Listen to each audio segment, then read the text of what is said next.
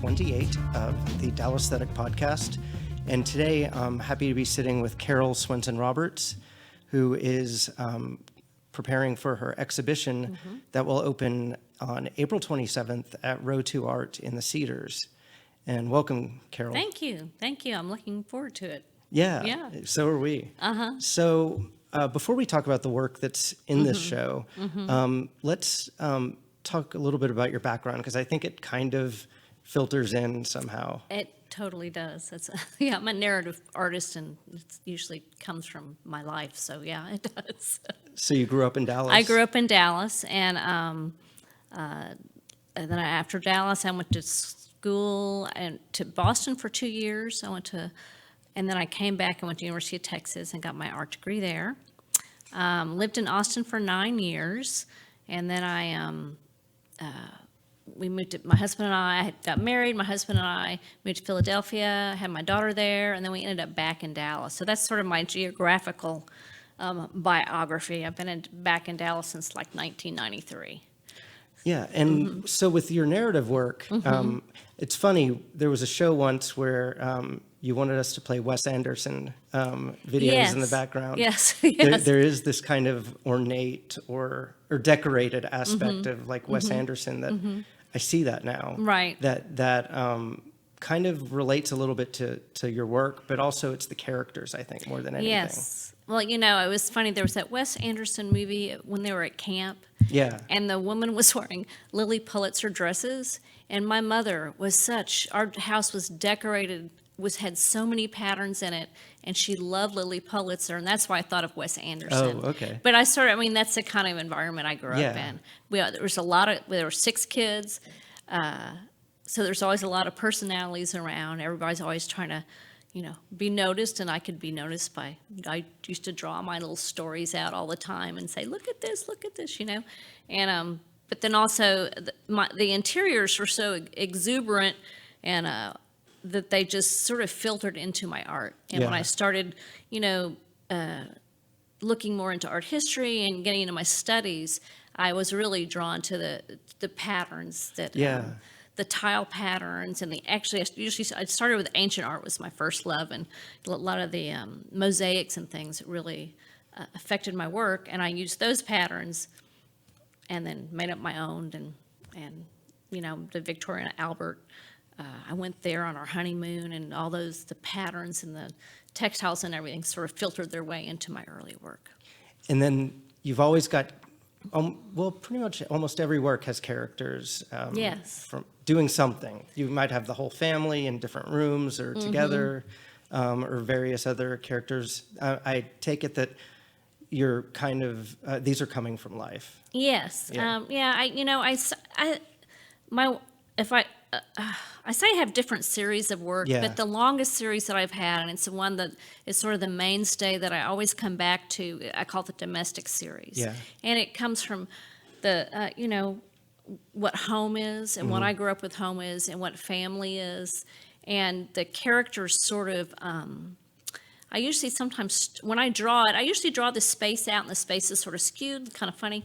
But before I start coloring with a pencil, before I start filling things in, I put the characters first, and they sort of inform the space, and they'll inform, and I really, when I first did, would think, well, what would that character like to have a rug that's with a big flower on it, or oh no, that character wouldn't like that. So I almost thought of them as story characters from, like novels. Because I always say that language has never been my first language. When I want to express something, I usually do it drawing and painting. I love narrative art, and I love when an artist is able to do that and able to convey a story with their paintings. And kind of like you're setting the scene in a book or whatever, you're also it also reminds me a little bit as if you're directing a play.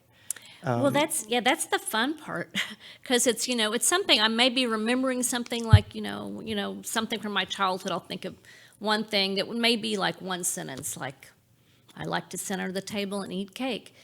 But when I'm drawing it, I can make it, I can concentrate on every single minute and every frame of that story and make that short minute, although I used to do that for hours, last a long time, because it'll take me, a month or two to finish that piece, especially my early work when I was doing mostly all in colored pencil. Wow. Which was really fun. Oh, that's so cool. I've seen those, and the first time I saw one of these saturated color pencil paintings, I just swore there had to have been paint. And there might have been a little bit. Well, I was a painting major, and I did oil painting, and turpentine bothered me. And actually, when I was pregnant, I didn't use it at all. And my husband is an architect, and at the time, they wasn't all digital. They did a lot of coloring. He had classes with Prismacolor pencils, and I used his pencils. Oh yeah. And they're waxy and soft, and you can really, his drawings are very delicate, and mine would, I really would bear down on it. And I used to have a little callus on my finger from drawing, which I loved. Yeah. Prismacolor is great. Jillian Bradshaw Smith currently has a show. That show's beautiful. Yep, it really is. It's just folded paper in Prismacolor, and it's a whole different world. It's for a colored. When you say colored pencil, it doesn't. You think of what you used in school, but Prismacolor is a waxier, softer.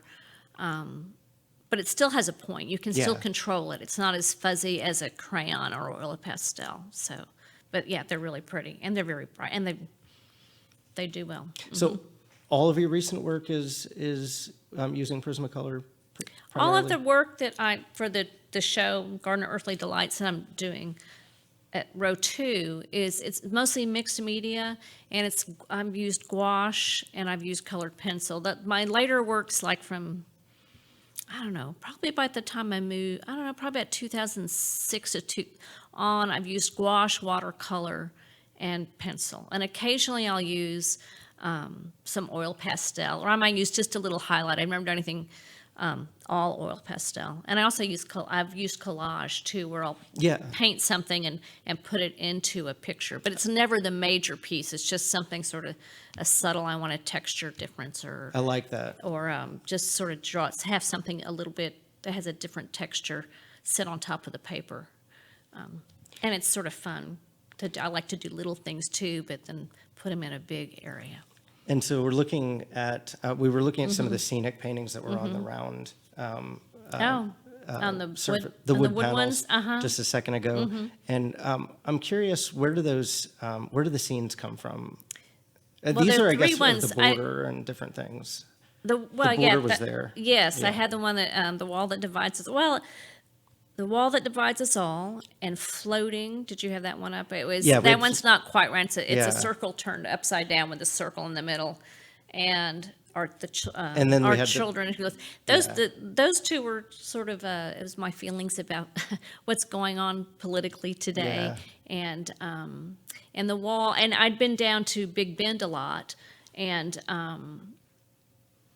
so that's where the scenery comes from. And then it's so hard to think about people, how they're living, and I was sort of thinking about the animals and about how much smarter they are. They don't need a wall to keep them apart. And the other thing is, the wall is going to hurt them, because natural habitats are they're natural habitats, and it's beautiful down there. And the thought of somebody building a wall through the whole border is just, it's mind-boggling.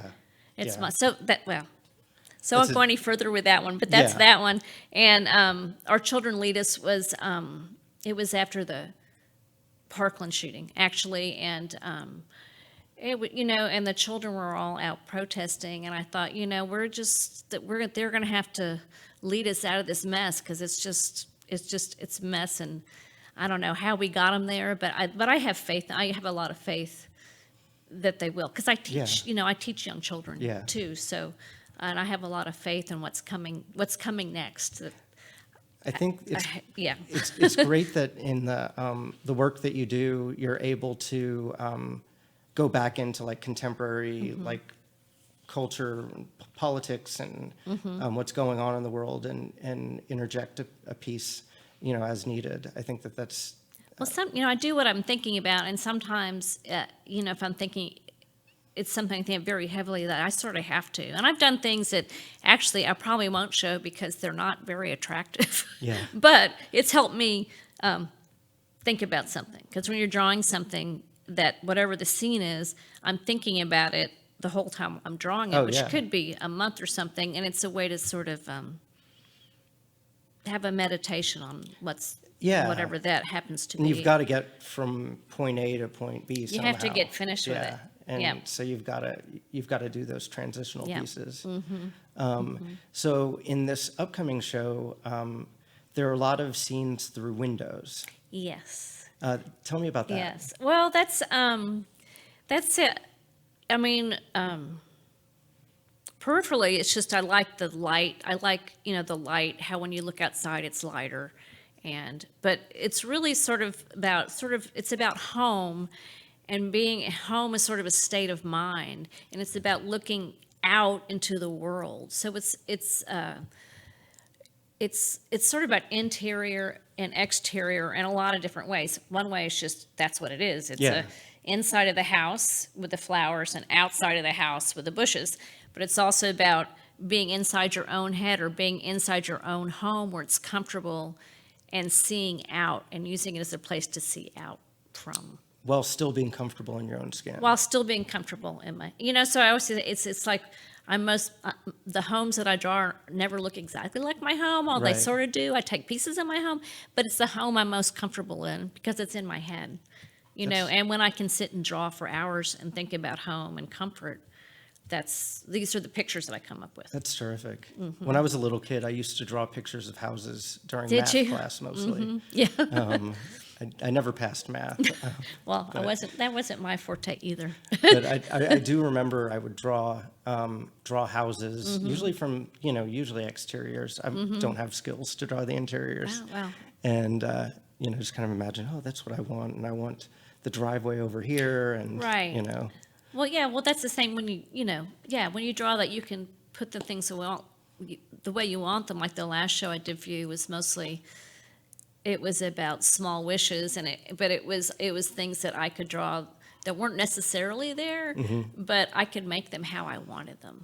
That was a magical show. Yeah, that was the wood, and that was all the wood sort of inside out boxes. And they all looked like temples. And they started with temples. I Yeah. had I had the temple of growing up, and the two other temples on which one of those may end up, if we have room, in this upcoming show. I hope, because it was a home. It was a home. Actually, it's funny. From there's a couple that are interiors looking out.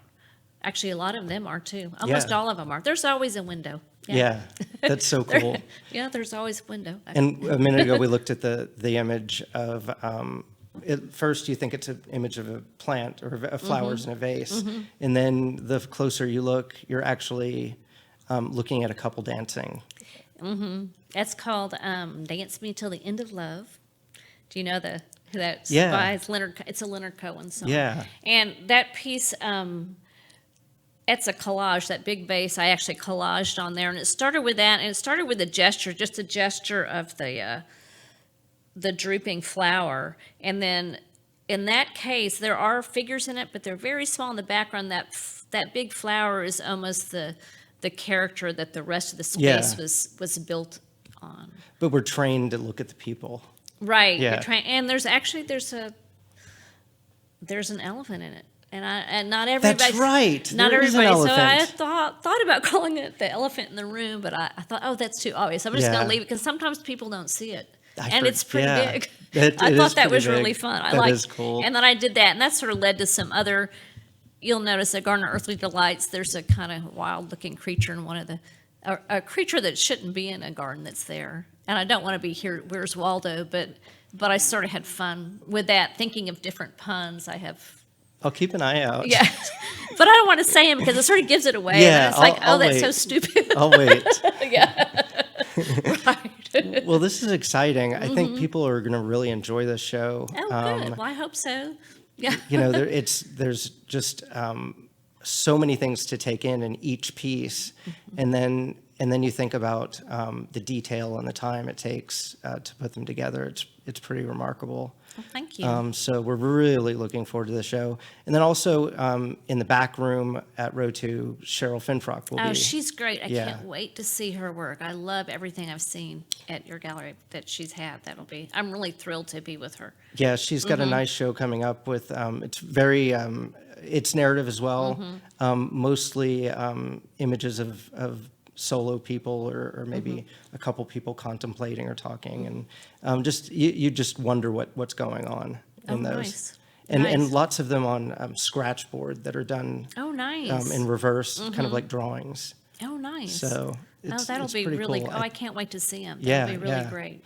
So that's April 27th, next Saturday, at Ro2 Art in the Cedars at 1501 South Irvay. We hope all of you will join us there. That's it for today. Thank you. Thanks, George.